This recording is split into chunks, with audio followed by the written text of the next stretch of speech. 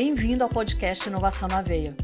Eu sou Mariela Parolini e estarei com você nessa jornada que conecta boas conversas, pessoas interessantes e temas importantíssimos sobre o ecossistema de inovação e tecnologia. Vamos lá, pega o seu café e vem comigo. Tenho certeza que você vai gostar do assunto de hoje.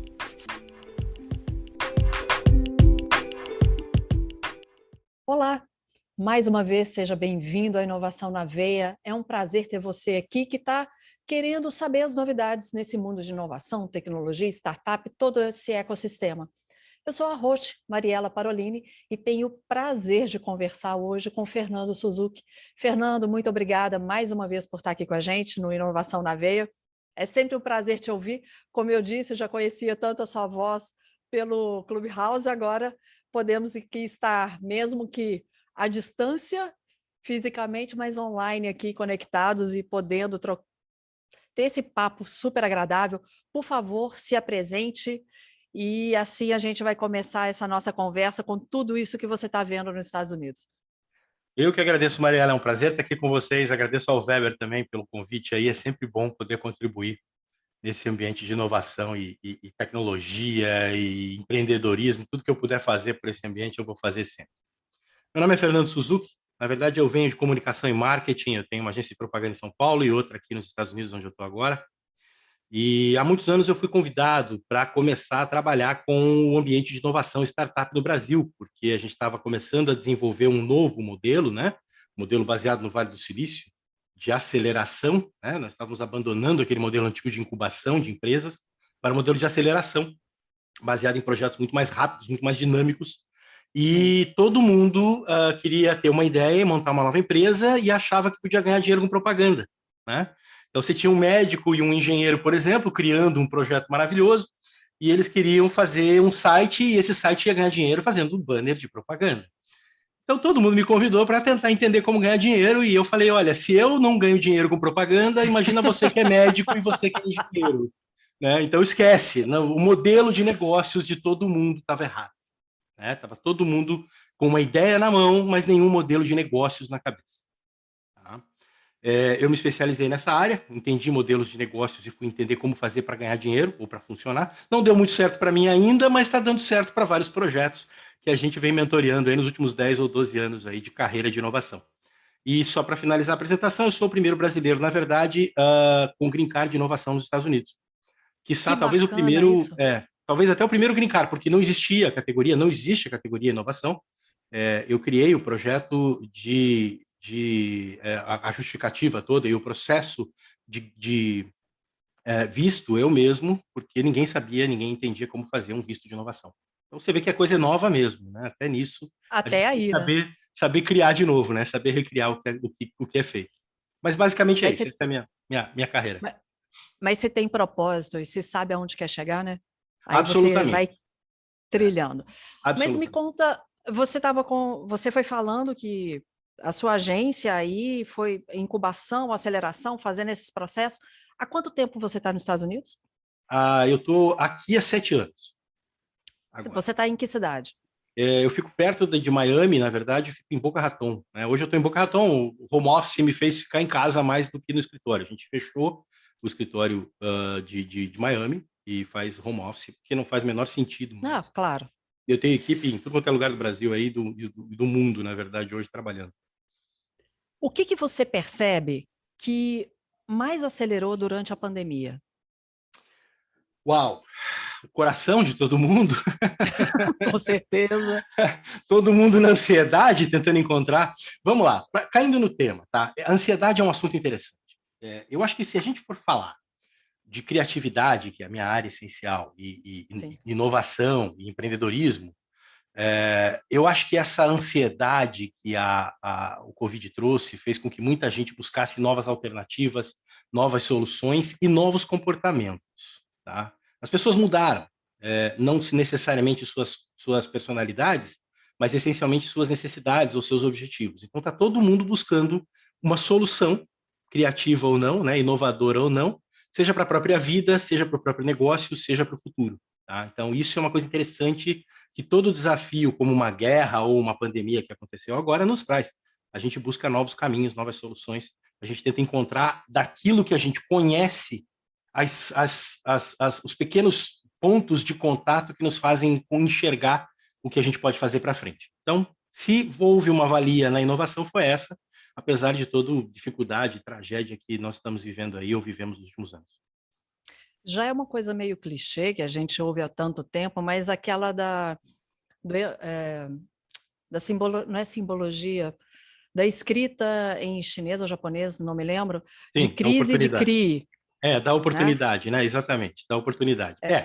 Vamos É lá. o que aconteceu aí, mas no momento da pandemia, mas real. O que você viu assim de inovação que fez a diferença? O que você viu das pessoas realmente procurando e saindo desse momento de ansiedade com aquela coisa assim, deixa eu respirar e fazer algo por mim, pela minha vida, pela minha empresa, pela minha família? Vamos lá. Tá todo mundo confuso nesse momento, porque a gente Uhum. viveu uma realidade diferente, que é o que a gente traz como o assunto descentralização, né? A gente fala descentralização em vários aspectos, hoje em dia fala-se muito de descentralização na área da criptomoeda e etc. Mas se a gente entender que as redes sociais, a partir da terceira revolução industrial, vieram para definir que o ser humano tem acesso à informação e controla essa informação e manipula essa informação, independente da credibilidade que ele tenha ou não, né? Independente da capacidade Nossa. como jornalista que ele tem, você começa a entender que a descentralização está lá atrás, ela já aconteceu lá atrás. E o momento do Covid e agora da guerra traz a mesma situação. Você tem informações que estão sendo trazidas à tua cabeça, à tua realidade, que você não sabe o que é verdade, qual é a fonte de credibilidade, qual é o interesse que está por trás de alguma informação ou de outra. É muito difícil hoje você conseguir entender se existe um parâmetro de confiança. E isso é interessante, porque ao mesmo tempo que isso é desesperador, ele é libertador. A gente começa a entender que, em termos de humanidade, de conhecimento humano, a gente se destrava daquela necessidade de alguém que porta o conhecimento e traz até você para uma realidade onde você faz parte do conhecimento. Você faz parte da geração daquele conhecimento. E é o perigo que nós temos, né? Muita gente não Você não tem. é passivo. Você não é passivo, mas você é Exatamente. ativo no processo. E essa atividade é o que gera responsabilidade, e talvez algumas pessoas ainda não tiveram a consciência do tamanho da responsabilidade que elas têm. Não, e mudou para todo mundo, mudou para o empreendedor, Sim, não, desculpe, para sim, sim. o profissional dessa área, né? Você, por exemplo, o Nossa, jornalista, por exemplo, né? O jornalista se vê num momento onde ele é perigoso, onde, saindo do conceito de jornalismo, onde ele é só um observador, né? O jornalista é um observador, por essência. E ele passa a ser uma pessoa que interage. Ele não é mais só um observador. É a mudança do jornalismo para o colunismo jornalístico, né? O jornalista passa a ter uma opinião de credibilidade, de uma opinião importante de credibilidade, né? Que efetivamente modifica a percepção das pessoas com relação ao assunto. Isso é muito perigoso. E aí o jornalismo tem que se rever. O jornalismo tem que estudar de novo o que ele vai fazer, porque eu gosto de brincar assim com a tecnologia, o que aconteceu, né? O jornalista foi para a internet, ele abriu a porta e entrou na internet. E isso sim. mudou a percepção de impacto do jornalismo. Só que ele esqueceu a porta da internet aberta. Então, quem estava na internet caiu no jornalismo. E aí você tem pessoas que não são jornalistas, que não entendem de informação, que não têm credibilidade, criando jornalismo. Isso é descentralização. E esse é o Sim, perigo. mas esse é o perigo, é o que eu ia falar. Aqui no Brasil, você sabe bem, você não precisa fazer jornalismo para É, ser jornalista. Isso já é. acontecia antes das redes sociais. Isso, foi desregulamentado nos É, anos 90, é isso mesmo. exato. Aí eu não sei como funciona, Não, é a mesma mas coisa, é é a independente. mesma coisa? Mesma coisa. Mas quando você gera informação, você vai gerar um conteúdo, e aqui a gente falando de novidade, de inovação, de tecnologia, é muito sério isso. É. O que você dessas fontes que nas quais você bebe, né? De onde você busca, claro que com a sua experiência, mas também buscando a informação. A gente vai fazer uma pausa agora. Eu quero, por favor, que você traga para a gente no próximo bloco o que você tem de mais. Eu não sei se a palavra seria séria, Fernando, mas o que você traz de mais concreto e mais na vanguarda que tem nesse ramo de atividade, e que a gente veja que não é fake news, que realmente isso está acontecendo no mundo. Para quem vai ouvir esse podcast mais para frente, a gente está exatamente em maio de 2022, por isso que ele está falando em guerra aqui, porque está acontecendo e está no auge a guerra da Ucrânia e da Rússia. Então, também os impactos disso em inovação e tecnologia. No próximo bloco, a gente já volta e vai falar mais sobre isso.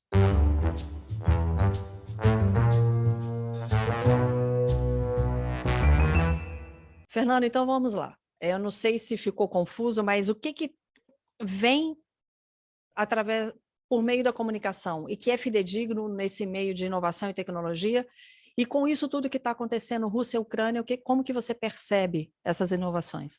Eu acho que o mais importante que a gente tem que entender no momento humano hoje é a responsabilidade. Nós temos acesso àquilo que nós pedimos a ter. Nós queríamos esse acesso, nós queríamos a informação, nós queríamos ver as coisas, entender as coisas, conhecer as coisas. Agora a gente vê, agora a gente conhece.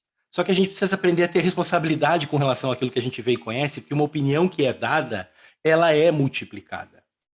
Uhum. O fator de multiplicação vai transformar você num influencer ou numa pessoa de opinião, simplesmente num bate-papo de bar. Você pode multiplicar por 4 pessoas num bar, ou por 40 pessoas na escola, na sala de aula, ou por 4.000 pessoas num discurso, ou 4 milhões de pessoas numa rede social. Sim. Essa responsabilidade é que não está acompanhando, a maturidade do ser humano não está acompanhando com a responsabilidade necessária. E esse é o perigo da velocidade, né? A tecnologia sempre foi muito rápida. Todo mundo costuma falar, né, que a tecnologia não é má, as pessoas é que são más. Né? Ou podem ser, né? Não parto do princípio jamais que as pessoas são más, mas podem ser más. Então, a tecnologia ela vem para ajudar, só que as pessoas também sofrem com a tecnologia. Um exemplo básico, vamos falar da Revolução Industrial, já que a gente começou. Primeira Revolução Industrial, a saída do campo para a indústria. Né? Okay. Acabou, não existe mais o camponês morreu de fome, porque agora são as indústrias. Não é verdade. Houve uma mudança, houve um pivô, né? Você modifica o modelo, a matriz dos negócios, e com a mudança da matriz dos negócios, é a necessidade de você se adaptar, do mercado se adaptar, das pessoas se adaptarem. Por quê? Porque existe a necessidade ainda gregária do ser humano de criar valor, né? De ter cada vez mais as pessoas vivem juntas porque elas têm necessidades iguais, não porque elas têm valores iguais. Né? Você não é uma comunidade porque o amiguinho do seu lado gosta das mesmas coisas que você. Não, você é uma comunidade porque o amiguinho ou amiguinha do seu lado tem as mesmas necessidades que você. Segurança, qualidade de vida, conforto, o que for, comida, água, não importa. As mesmas necessidades que movem o ser humano. Por isso somos tão bacanas, né? Somos essa sociedade tão bagunçada, onde cada um torce para um time, tem uma religião, ou um time, ou um partido de futebol, ou um político de estimação. O que é ótimo. Isso tudo é super saudável, desde que a gente seja rápido, que a gente consiga evoluir como ser humano de uma forma rápida, porque a tecnologia está vindo. Se você comparar as revoluções industriais, as primeiras revoluções, da primeira para a segunda revolução industrial, passaram-se 110 anos. Da segunda para a terceira, mais 100 anos. Da terceira para a quarta, 30 anos. Da quarta para a quinta, 15 ou 20 anos. Eu acho que a gente já está na quinta revolução industrial. Ainda está, né, uma coisa a ser discutida, mas a gente já está na quinta revolução industrial.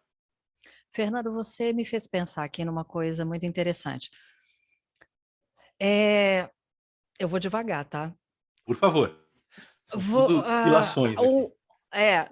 O ser humano cria inovação, sim, mas ele está preparado para essa inovação que ele cria? Ele está evoluindo, ele está evoluindo na mesma proporção do que ele cria? Isso é louco, né? Não, e nem precisa estar. Não é esse o objetivo da evolução.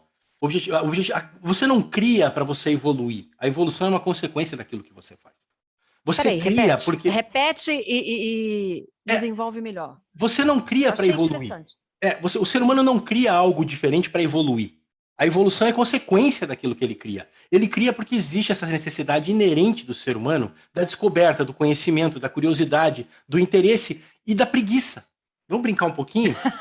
Da preguiça. É sério. A gente cria por causa de preguiça. A velha anedota, né? O homem criou a roda porque ele era preguiçoso. E não porque ele era inteligente, né? Ele queria carregar as coisas mais fácil. Mas tem alguém que fala isso, que gosta de contratar o preguiçoso, porque ele sempre vai dar um jeito de fazer mais rápido e melhor. Vai fazer mais fácil e mais rápido. Quem é que fala isso? Eu acho que é o Bill Gates que fala isso, se não me engano. Existe isso e existe a teoria do bugre brasileiro, né? Da espécie que contribui para o mundo, a espécie brasileira contribuindo para o mundo, que é aquele que ele vai meio contra tudo porque ele quer fazer mais fácil, melhor e mais rápido aquilo que o mundo acha que tem que ser feito de uma única forma, né? Então ele meio que se revolta contra aquilo, ele meio que ele concorda, mas ele sabe que tem um outro jeito de fazer. O famoso, de um bom sentido, jeitinho brasileiro. O jeitinho Eu acho brasileiro. isso riquíssimo, tá? Essa bobagem que um ministro francês qualquer falou, que o brasileiro dá um jeitinho, aquela bobagem, era só para diminuir o povo da América Latina. A verdade é que isso é um benefício maravilhoso que nós temos. Isso é uma coisa linda que nós temos, que é a capacidade de adaptação. E isso o ser humano tem que ter, né? A capacidade de adaptação, porque o mundo também muda. Nós não somos só os únicos artifícios desse mundo, né? O mundo vai mudando e a gente vai tendo que se adaptar às novas condições. E agora mudou tudo. Por exemplo, o Covid veio para mudar toda a realidade da humanidade em termos de como viver com as pessoas, como se relacionar, como trabalhar, como, de alguma forma, sobreviver nesse mundo maluco aí de Covid. Como que você percebe que nessa evolução necessária do ser humano, vamos lá, ele cria algo por uma infinidade de fatores que você citou aí, interessantíssimos, e ao criar aquilo, ele percebe que talvez não esteja acompanhando na mesma velocidade. Você disse que ele não tem a necessidade de acompanhar tanto, mas ele tem a necessidade de acompanhar até para mudar aquilo. Até para que venham as novas ideias, para que venham as novas inovações, horroroso isso, né? Mas que venham as novas criações. Como que você percebe que o ser humano ele pode estar atento a isso? Porque a oportunidade vem na hora que a gente está atento, né? Então, não adianta também achar que ela vem de uma hora para outra. Você tem que estar alerta, você tem que estar atento. E aí a base é o ser humano, aí continua sendo. O ser humano tem que se aprimorar, o ser humano tem que estar mais alerta, ele tem que sair da sua zona de conforto. Como que você enxerga isso? Vamos lá. Para tudo existe um timing, né? Existe um tempo certo, eventualmente, para algumas coisas, sim. Você pode forçar o tempo de algumas coisas, mas você não pode extrapolar o limite de conhecimento das pessoas ou do ser humano de forma que ele não entenda aquilo que você criou. Sim. Né? Eu vou dar um exemplo básico minha, que é anedota minha, tá? Eu criei o YouTube em 99, no Brasil, com placas US Robotics de 52 kbps que transmitiam 3K por segundo. Impossível mandar um vídeo, não existia MP4. Em 2005, na Califórnia, criaram o YouTube de verdade e venderam por 4 bilhões de dólares. Então, assim, por uma questão de 6 anos, eu criei a mesma tecnologia. Olha. Porque eu não estava no momento certo, no local certo, no jeito certo. E deve ter sido mais uns 20 que criaram também.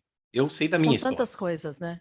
Então existe um timing. Isso é importante entender que existe um timing para as coisas. Agora, o mais importante é a pessoa entender, quando se fala de inovação, como você falou muito, a pessoa entender qual é a diferença de inovação com invenção, né? Por exemplo. Ótimo. Né? Não é professor Pardal. E aí, exatamente, aí que entra uma coisa interessante, que o conhecimento ele está por trás disso tudo. Você precisa do conhecimento adquirido.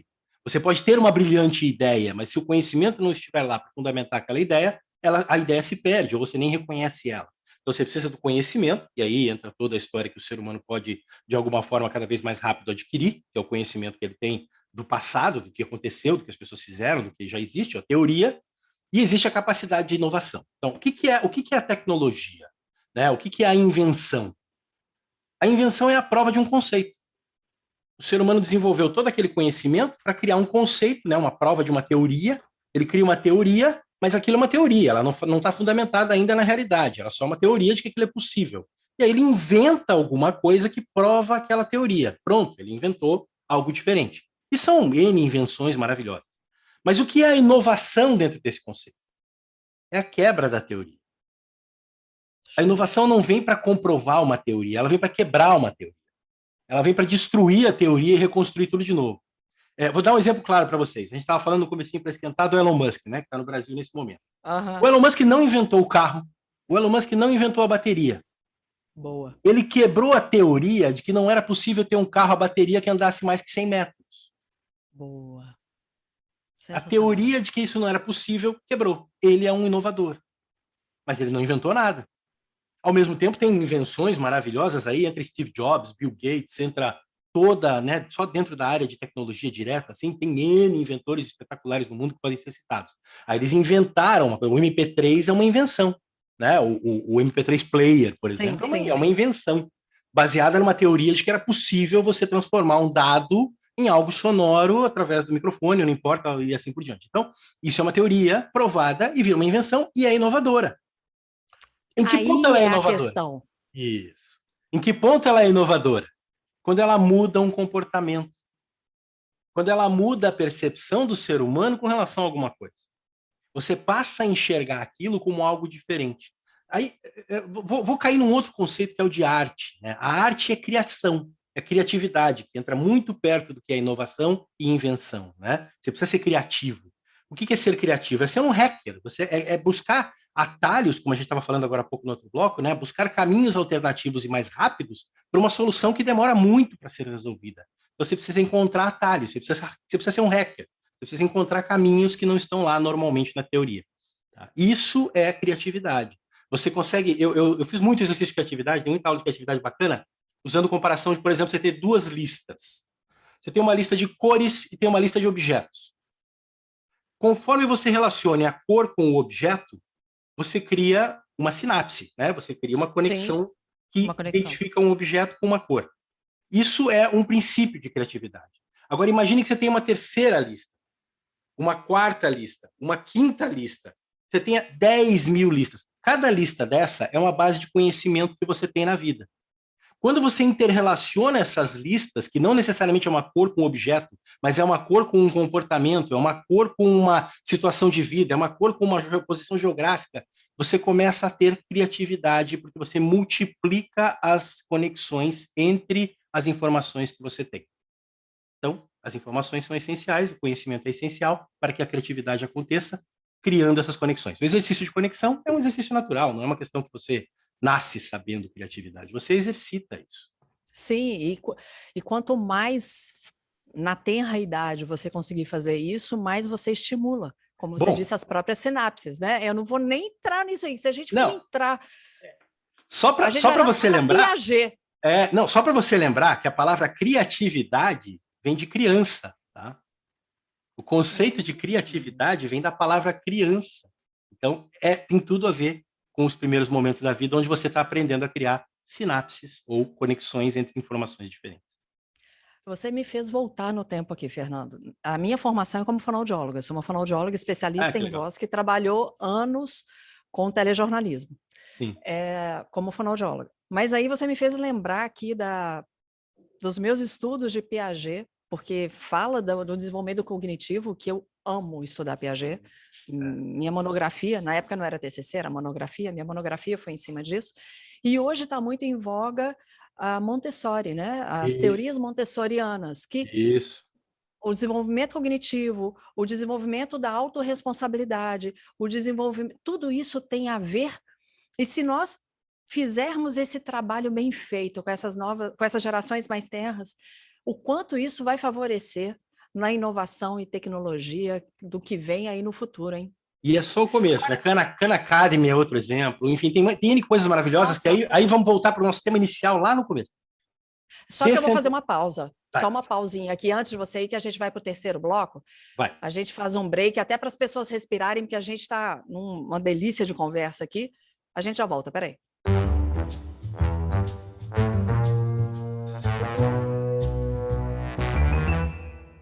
Fernanda, então, com isso tudo, desculpa, eu te interrompi ao final do último bloco, mas eu quero que você, por favor, retome a respeito das suas considerações e depois a gente fala de mudança de comportamento que você tem visto com todas essas inovações. Isso, só para cair no tema educação rapidamente, como você falou, a escola Montessori é o princípio da descentralização da educação. Daquela percepção que nós tínhamos antigamente da educação, que ela é centrada no professor, com conteúdos definidos por quem sabe quem, ninguém sabe quem definiu o conteúdo, sobre quais critérios, etc. Aquele conteúdo não é mais estático, aquele conteúdo não é mais envelopado para você, e ele não vem mais só através do professor, mas através das relações humanas entre as pessoas, entre os alunos, e, enfim, da realidade que ele vive na sociedade. Isso é muito legal. Então, você também fala um pouquinho de descentralização. E por que o assunto de descentralização é tão interessante? Porque a gente já falou dele nas redes sociais ou em termos de jornalismo, descentralização da informação. Aí tem a descentralização da educação, que a gente rapidamente bateu aqui, acho que vale todo um podcast novo sobre educação, eu estou montando um projeto de educação maravilhoso aí para isso, mas a gente pode falar de outra vez. Aí entra, por exemplo, descentralização da arte com NFT, né? A arte não é mais aquilo definido apenas pelos especialistas de arte, estudantes de arte, professores de arte. Ele passa a ser definido pelo próprio consumidor, pelo próprio criador da arte, ou seja, ele passa a ser um critério mais livre e descentralizado necessariamente de um sistema único que você tem que ser aceito, onde você tem que seguir determinadas regras para ser considerado arte. E isso é interessante, e não é só do NFT, isso já vem, a música já vem fazendo isso há algum tempo, já tem N fatores dentro das 11 artes, né? São 11 artes que nós temos, dentro das 11 artes já tem uma série de movimentos descentralizando esse controle que existia sobre o que era ou o que não era arte. Aí você tem isso, por exemplo, na criptomoeda, descentralização do sistema financeiro. Você não tem um banco ou uma instituição financeira dizendo para você que esse é o dinheiro que vale, é dessa forma que ele funciona e é assim que você tem que usar. Hoje em dia você é um banco, né? Você pode criar uma moeda cripto e essa moeda cripto não existe, ela só está lá na rede, é um token, né? Está na rede blockchain, mas ela é uma economia, é um conceito de economia descentralizada, que o brasileiro ainda tem dificuldade para entender, porque nós temos o quê? 10 ou 15 bancos no Brasil. Eu estou na Flórida, aqui tem 700 a 800 bancos diferentes, tá? Não são agências bancárias. Não são agências bancárias, são bancos diferentes. Tem de 700 a 800 bancos diferentes só na Flórida. Então, para o brasileiro é mais difícil essa barreira. É que nem o brasileiro entender o Uber, né? O brasileiro, mas o Uber é o táxi. O nome e o Uber é uma descentralização do sistema de táxi de transporte urbano, Sim, transporte público, transporte público individual. Eu tive a oportunidade de ver a primeira apresentação de Uber, chamava Uber Táxi na época ainda. Era o carro preto, né? E era Uber. Era o carro preto. Era Uber como a gente conhecia. Só que por que surgiu o Uber? O Uber surgiu a partir de uma necessidade que existia na Califórnia, onde as pessoas têm uma faixa específica do trânsito só para quem tem mais de 2 pessoas no carro. Então, o trânsito está todo parado, mas tem uma faixa que anda, porque você tem mais que 2 pessoas no carro, você pode ir para essa faixa. E aí você fazia muita vaquinha, né, que a gente chama no Brasil. Você juntava 3, 4 amigos para pagar gasolina, e aí começou a se profissionalizar esse processo. Aí, peraí, eu estou ganhando mais na vaquinha dos amigos com a gasolina do que trabalhando lá onde eu trabalho. Então, eu vou começar a fazer isso profissionalmente. E aí surge, dentro desse conceito de comportamento humano, uma inovação chamada Uber, que nada mais é do que um táxi descentralizado, né? É um táxi que não está lá dentro do sistema natural, oficial de governo, ou de sindicato, ou de empresas. Você, com o teu próprio carro, é um táxi. Então, esse movimento de descentralização para todos os lados é que vai gerando todas essas novidades. O metaverso. O metaverso é a descentralização daquilo que nós conhecemos por realidade. Nossa realidade é essa e o resto é virtual, não é realidade. Mas quando você entra no metaverso, você tem um personagem dentro do metaverso, e você passa a entender que esse seu personagem tem a sua personalidade, ou pode ter, né? A evolução da tecnologia é para que aquele personagem de metaverso que você crie possa receber inputs para ser parecido com você. Ou melhor do que você, ou diferente de você, não importa. Mas ele é, na essência, o que você imputar. Se ele pode imputar conhecimento a você, ou você pode imputar conhecimento... Pode imputar nele. Você pode inverter no futuro. Quer dizer, existe um personagem que vai estar no metaverso, que representa você, que vai estar aprendendo enquanto você está dormindo. E quando você acordar... Isso é muito louco! Quando você acordar, você recebe aqueles inputs. Aí você vai dizer, ele é louco, imagina, é impossível, não é um implante neural do Elon Musk. Não, não é nada disso. Pense só o seguinte, quantas experiências você tem na vida que são ruins, que você não gostou? Aqueles lugares que você foi visitar e não achou legal. Se o teu personagem, conhecendo toda a sua psicologia, conhecer como você gosta das coisas ou não, visitar aquele local e achar legal, no dia seguinte ele te dá a dica, ó, esse é legal, esse não é. Você aprendeu alguma coisa. Essa é a básica do conhecimento. É muito louco. E aí, você lembra na escola que a gente falou assim, eu vou aprender por osmose, eu vou aprender dormindo? É quase isso. É a descentralização do conhecimento. Porque não existe mais alguém lá dizendo para você isso é legal, isso não é. Acabou o guia o guia de viagem que diz, olha, isso é bacana, isso não é. Quem disse que isso é bacana ou não é? Eu peguei vários guias que eu fui atrás das opiniões de turismo, lá era uma porcaria, era uma roubada. Entendeu? Então, assim, você passa a ter com uma essência metaverso, né, com um ser metaversico, você passa a ter capacidade de filtrar algumas informações. E essas informações passam a refletir em você e naquilo que você escolhe. Esse é o perigo também, de novo. Tudo vem com uma vantagem e um perigo. Mas pode funcionar. Vamos mais longe nisso. E se toda a capacidade que você tem e o conhecimento que você adquiriu já estiver nesse personagem um dia, e você falecer, Para onde que ele vai? É o seu legado? o seu personagem continua lá. É o seu legado. Aí a gente tem filosofia, né? Isso é a vida eterna? Porque eu não vou sair de lá. Meu personagem vai continuar lá e vai continuar crescendo e evoluindo de acordo com os conhecimentos e os preceitos que eu tenho. Como é que fica a Ô, Fernando, isso religião? é. Pau, tem um monte de coisa Ai, aí maluca.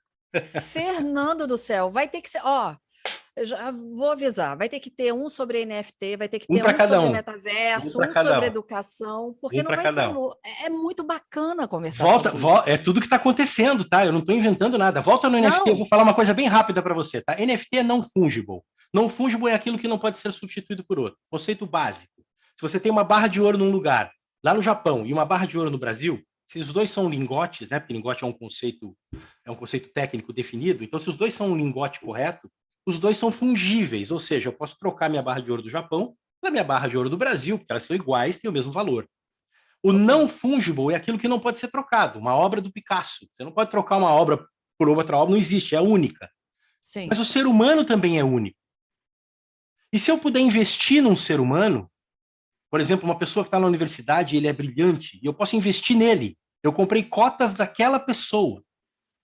E se aquela pessoa for bem sucedida na vida, eu recebo dividendos sobre os valores que aquela pessoa acumulou no mundo. O ser humano passa a ser um NFT. Isso já existe um exercício sobre isso, chama-se BitClout, ainda é uma fraude, não vão lá fazer bobagem, não Sim. ponham dinheiro lá, só vão estudar, chama-se BitClout, tá? Dois dos investidores são os irmãos Winklevoss, que são aqueles que ajudaram a criar o Facebook, aquela confusão toda, são dois dos investidores que estão lá, e ele basicamente você é uma pessoa lá dentro, e você tem um valor, você é uma moeda, você é um token. E as pessoas compram o seu token. Eu tô lá, eu criei o meu personagem token lá, com cartola e tudo, tô lá. Eu sou o token lá. E eu conheço outras pessoas, várias pessoas famosas do Brasil que estão lá também. As pessoas são um NFT, são um não fungible token, ou seja, um valor agregado por si que não pode ser trocado por outro. E se eu investir nesse valor, eu posso ter dividendos no futuro. Somos todos parte de um multiverso com token descentralizado, onde podemos ser um banco, temos todo o acesso ao conhecimento e somos o próprio filtro daquilo que falamos. Todo o perigo e toda a genialidade e toda a delícia da tecnologia está nessa única frase.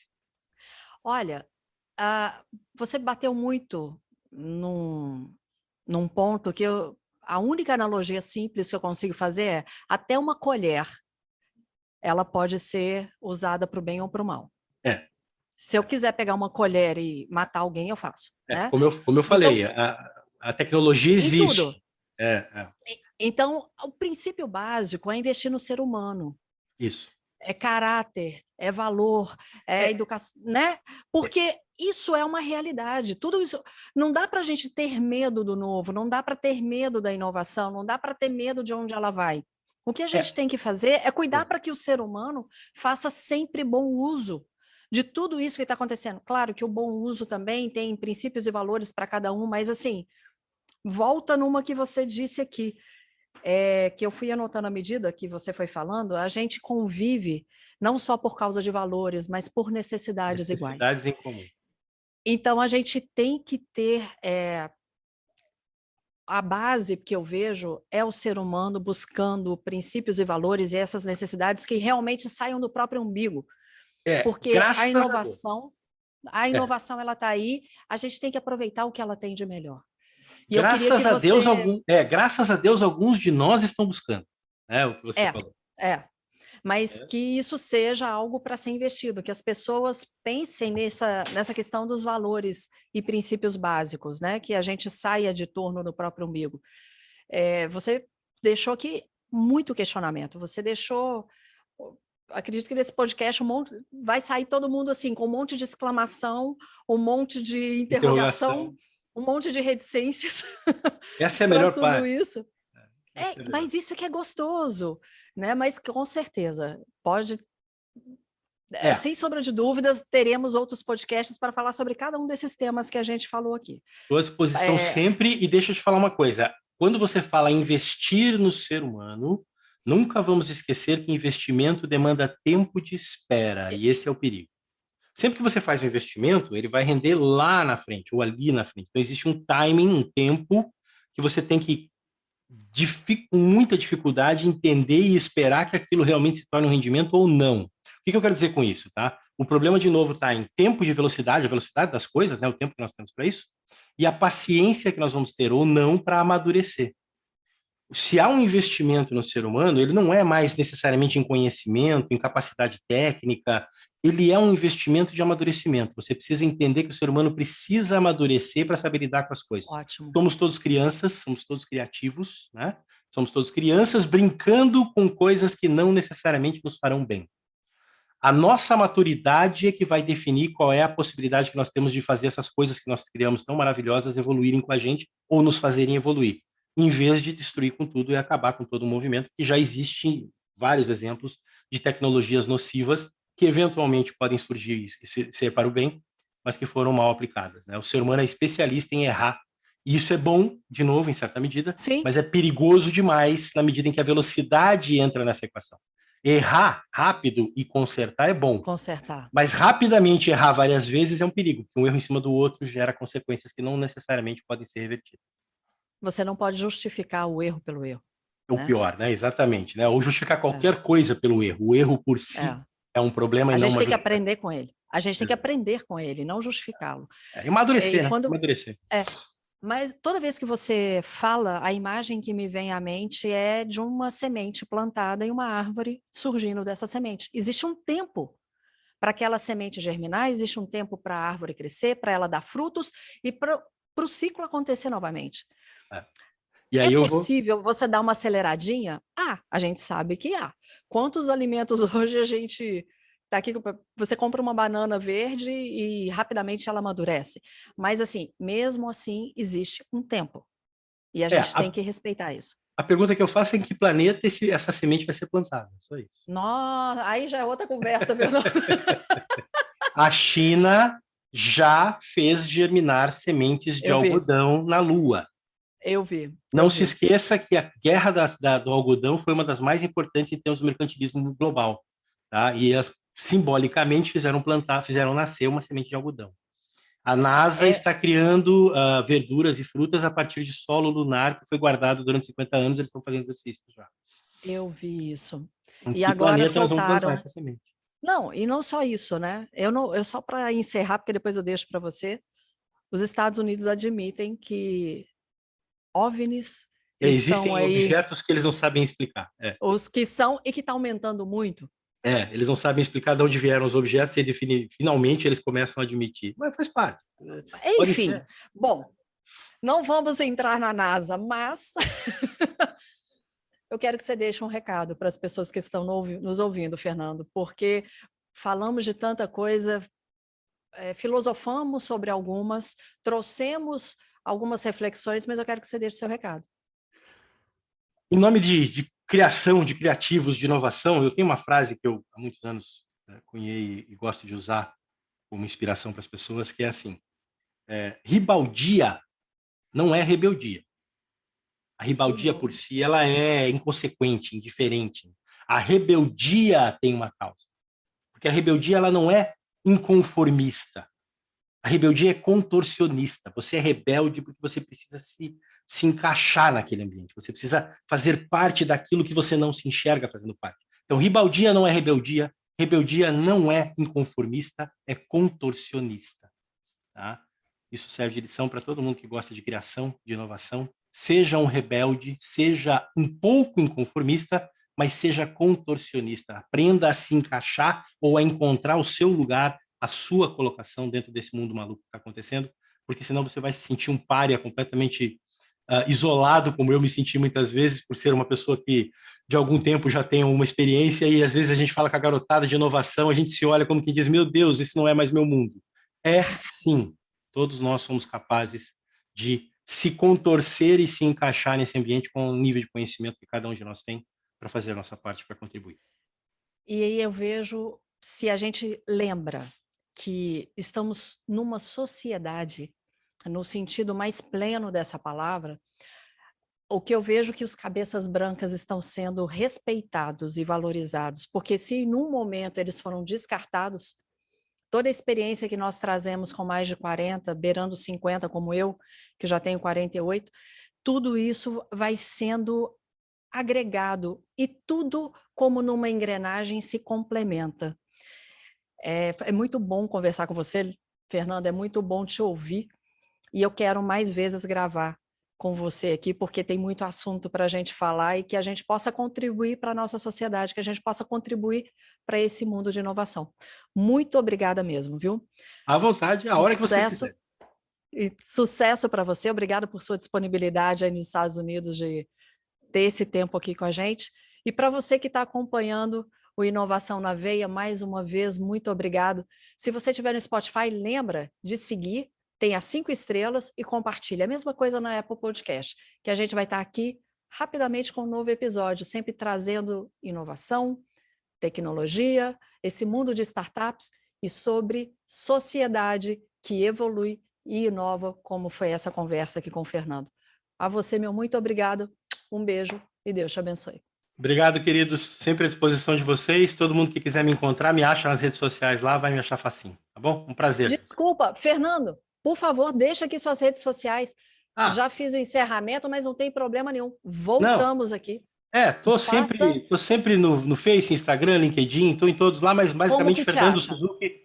Eu acho que o mais fácil talvez seja o Instagram nesse momento, de Fernando Suzuki 1, tá? Número 1 no final. Fernando Suzuki 1, você me encontra lá e a gente troca uma ideia sobre inovação, tecnologia, empreendedorismo, enfim, sobre a vida, a hora que quiserem.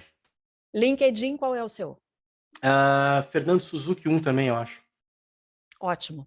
Então, por favor, sigam Fernando Suzuki, lembrando que Suzuki é S, S-U-Z-U-K-I. Isso, S-U-Z-U-K-I. Igual a moto. Eu sou um herdeiro perdido que eles ainda não descobriram, quem sabe um dia. Quem sabe com esse podcast te acham. Vou me encontrar. Sigam o Fernando Suzuki, sigam também o Inovação na Veia no Instagram, @podcast.inovaçãonaveia. Um beijo e até o próximo episódio. Obrigado, querida. Obrigado. O podcast Inovação na Veia é uma iniciativa da FCJ Venture Builder.